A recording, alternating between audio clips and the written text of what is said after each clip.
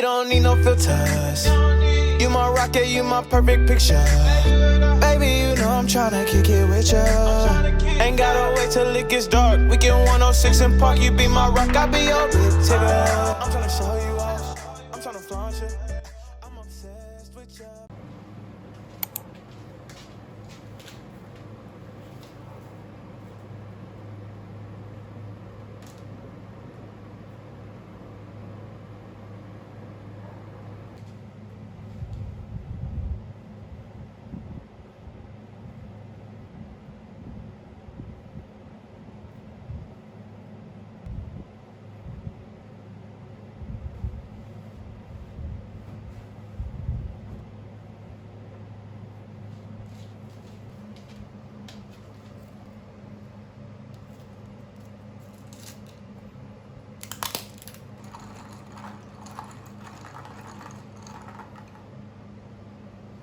Hi everyone! It's Sunday today.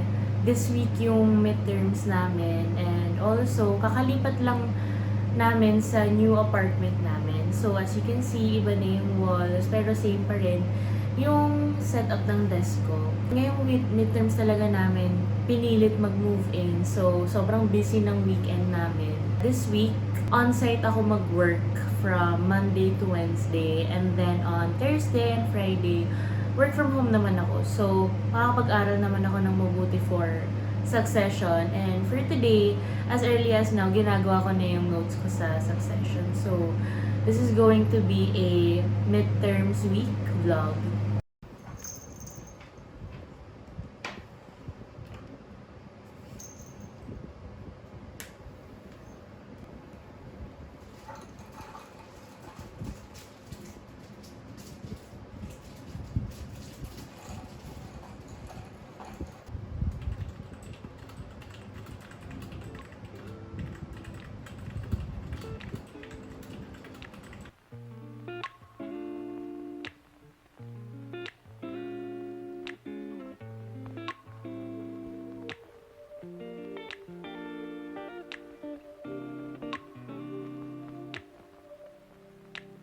We used to have each other's playlists.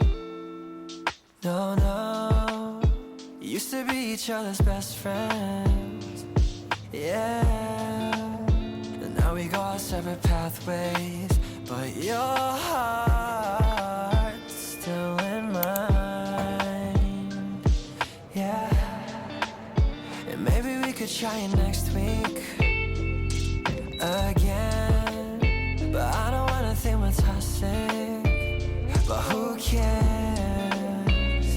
You said that we're over, hands under covers alone this time. But everything I see still reminds me of you. Back of all your things, the memories of when I kissed you.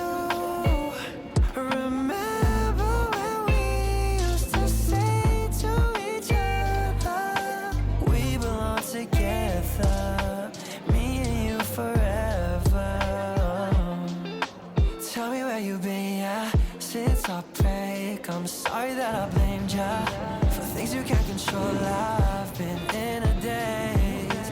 I left my heart out to you so you could see me through. Though you still deserve better, you stick with me, cause everything I see still reminds me of you. Back of all your things, the memories of when I kissed you.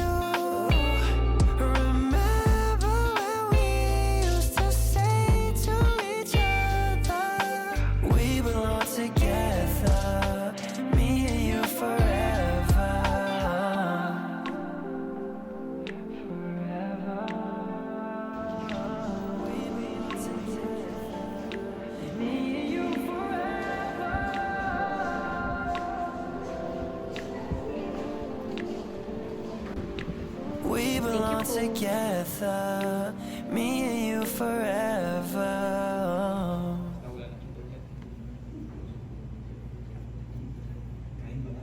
I arrived at school around 4 and kumain na rin ako. That's why I wasn't able to vlog to film. So yeah, we're gonna leave school now. It's already 7:30. I was the first one to finish the exam. We're just waiting for our friends. Pwede naman tayo tumambay sa bars. Tapos nung converge pupuntahan dyan yung parang, kaya nung hindi daw pumunta, siya na daw mismo nagputol. Ito alam niya ako sa putol.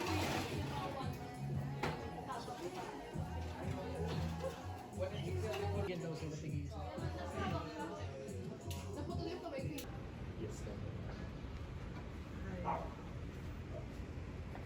Hi! Welcome to our crib. Kasi ito yung neighbor naming isa. Your new home. Okay.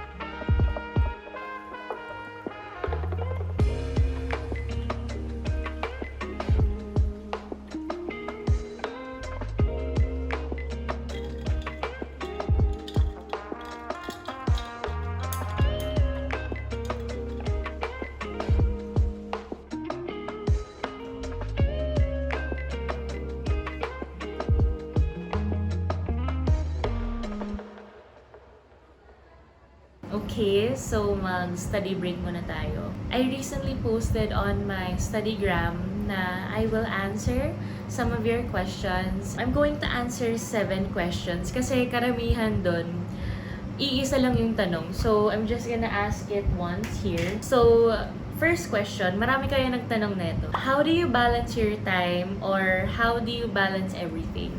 To be quite honest, I don't believe in time management. I believe in priority management. So, time management kasi, for example, 30 minutes of your time, you're going to focus on this. And then the next 30 minutes, you have to focus on something else. And that's how you manage time. But with regard priority management, you're going to list down the tasks you need to do. And you have to rank them by level of priority. So, for example, just a simple scenario. First is a task at work that isn't due today or tomorrow. Second is studying for the coverage of the recitation for class tomorrow. And third is cleaning the apartment or taking out the trash. So time management is 30 minutes for work, 30 minutes for school, and 30 minutes for cleaning the apartment. And it's all 1 hour and 30 minutes so that I have more time to do something else. What I do is priority management, where since I have to study for the coverage tomorrow, that's my top priority. And of course, work is very important. However, if I don't have anything due tomorrow or today, I can set it back. And third is cleaning the apartment because of course it's not due today, doesn't have a deadline, so that's what I do. I have to be quite honest, there are some days that require a bit of sacrifice. What I sacrifice is my hours of sleep and my social life. So on average, every day I get on average 3 to 5 hours of sleep every day because I have a 6 to 3 shift at work, and of course 3 to 5 is allowance for either studying or for traveling to school from work, and then from 5 to 9:30 it's for class, and then from 9:30 or 10 onwards I have to do what I can to make it the most out of that time, because at 4 a.m. I have to wake up for work, and that's because I have a 6 a.m. shift. So yeah, sleep is definitely something I sacrifice. So yeah, you have to sacrifice some things. Next question. So, CPA ka ba? I'm not a CPA, though I work at a auditing firm, and it might be a misconception kasi pag sinabi kong sa tut ako nagwo-work, iisipin agad ng tao na CPA ako, and that's not the case. What I do is I work as an executive assistant to directors of my company in Australia. That's what I do. I don't do any tax, any auditing. I'm more of a administrative assistant, executive assistant. Next question: how do you recommend studying for oblicon or obligations and contracts? So it's already 2023. I took up obligations and contracts way back in 2019. Early part of 2019, nung sa UST pa ako nag-aaral. During that time, I didn't have a solid study system yet that time. Di ko pa masyado siniseryoso yung law schools. What I did during that time, first, don't cram. Second is, don't solely rely on notes ng ibang school or notes ng school mo na binabasa kapag bar review. And third, don't skip on the cases. So, if I'm going to recommend things that you should do, first is you should, kapag may prescribed book yung professor, I suggest na yun yung gawing mong primary source, and then I suggest you make your own notes like what I do. Second is, take the time to study the law. And it's in relation to my next tip is to read the codal provisions, kasi iisa lang naman yung batas natin. Though magkakaiba ang annotations bawat author, it's best to stick to the main source, which is the civil code. And fourth, or yeah, I think it's fourth, read the cases. Kasi that's why we're studying the law, because in the first place, ang ginagawa ng abogado is ina-apply niya yung law. And the cases that you read, dun mo makikita how the law is applied. Kaya tayo gumagawa ng case digest, di ba? Or how we were taught in law school how to answer exam questions. I'm sure alam nyo naman yung alak. So, answer, law, applicable, application, and conclusion. Next question. Actually, related yung dalawang question na to. So, first is taking education as a pre-law course okay? And the next one is, what's your pre-law course? So, first is taking eduk okay as a pre-law? Eduk is a good pre-law course, though hindi ako aware sa environment ng education students, so I can't really say how it helps in being a law student.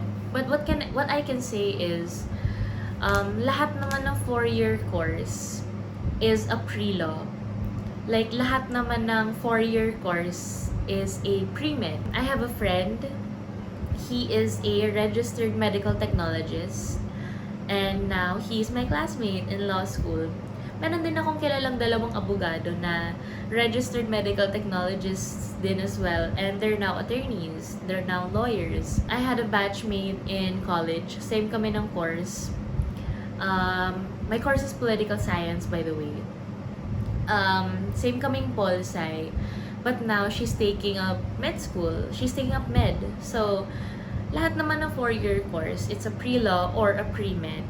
And what's my pre-law course? It is political science. I studied political science at the University of Santo Tomas. And just to relate, it's a first question. I can't say na it's a good pre-law course.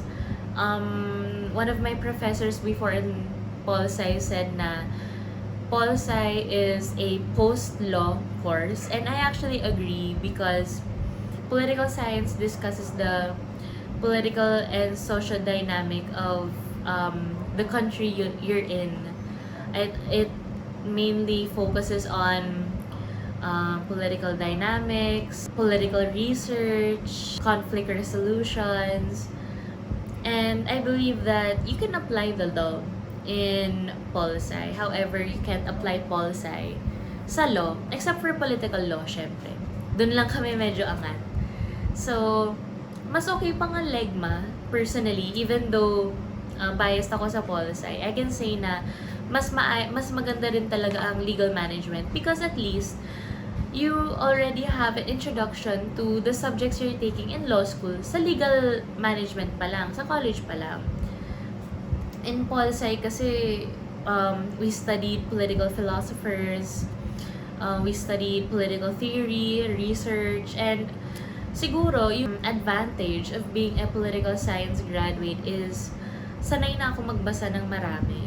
I'm very used to reading a whole chunk of readings for the next class, for the next session, and hindi ako nape-pressure. Though, syempre nape-pressure pa rin, but I'm not as pressured as I was in pol-sci back then. So, I hope that answers your question. And don't be discouraged if you're actually taking a commonly known pre-med course right now. If gusto niyo talaga mag-law, pursue law. We're on our last question now. Tips on memorizing. Di pala siya question. I think active recall is very effective because whenever I have time, I try to stand up. I'm going to read out loud yung isang part ng provision. And then, every time I make a mistake, I'm gonna restart from the start. So, hanggat ma-memorize ko yung isang part na yun, hindi ako pupunta sa next part. And it works for me because I remember reciting in verbatim a whole case digest once na ako yung nag-digest. And then, nirecite ko siya verbatim. Nirecite ko yung ruling in verbatim. So, I think active recall is very efficient, very effective actually. It's good to educate not only yourself but also help your classmates because it's also a way of actively recalling what you've learned. Hello! We're finally done with our 2 exams for today. Our friends will visit us in our new apartment kasi excited sila makita. Pero sinasaksakan muna sila ng pag-titan. Tapos yung Airbnbs na naiwan sa island. Sa entrance, si Founding side. Yes. Hindi mo nakita yung sinabidyo? Ano yung sagot yung tanong?